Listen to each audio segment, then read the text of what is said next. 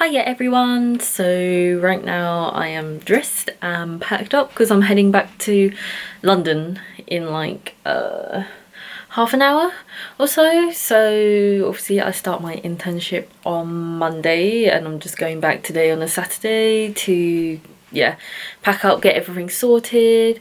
However, I think I'll probably do that tomorrow, and today I'm gonna go back into London and I think go to a couple art galleries, maybe.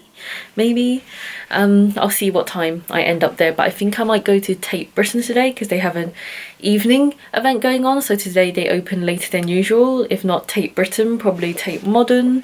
Just to, the lighting's weird there, just to do something, relax a bit before my internship on Monday. If I am going to other small art galleries, I'll probably look on this app, have a bag for it. Usually I just go on the Instagram and see where they've been and then like put it on the list of places I want to go and like do it in a day or something. But today I don't have much time, so I'll see if I have time for that. But yeah, I'll probably go somewhere in the evening, definitely either Tate Britain or Tate Modern because they're the only two places open late today. But yeah, right now I'm going to be packing up and then heading there. Well, first heading back to my flat to drop off stuff and then deciding what to do, probably on the train. But yeah, I'm gonna bring you guys along with me. See you in a bit.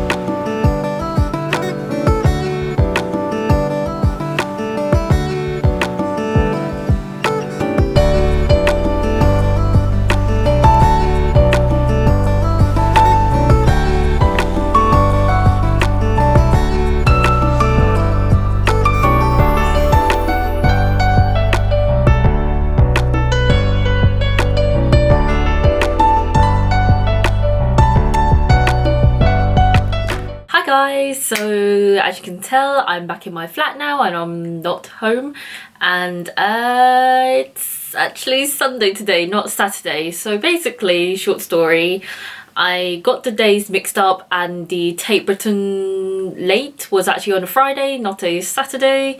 So I just ended up not going because it was like 3 p.m. or gone past 3 p.m. and it was going to close at 6 p.m. and I was in East London going to like almost West London.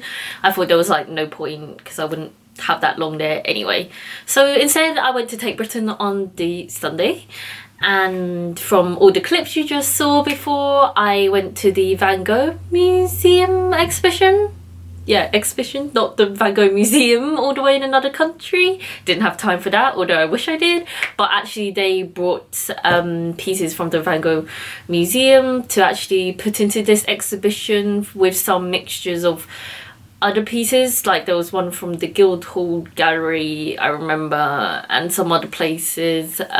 Couple pieces they said they were too delicate, so they couldn't like bring it over from that museum. But there was a wide range, and it was like lovely to just see all the different like small plus famous pieces all in one location. Besides the museum, obviously, in another country. So yeah. That was the little booklet I got. Yeah, it was really good. I think better than I expected. It was quite busy though, because obviously, yeah, he's a well-renowned artist. It was a weekend as well, so obviously the exhibition was busy. I remember at one point, this woman had just walked right in front of this other girl, and you could tell by her face she was not happy about that. But it's kind of thing where you're like, okay, it's just a one-time thing, you're not gonna get annoyed by it, just move on. But besides that, and besides like, you know, people kind of scrambling towards the big famous pieces trying to get pictures, it was great overall. Wrote some notes down and some pictures for references in the future for my little project, which I might reveal soon, maybe once I actually probably start it, I think.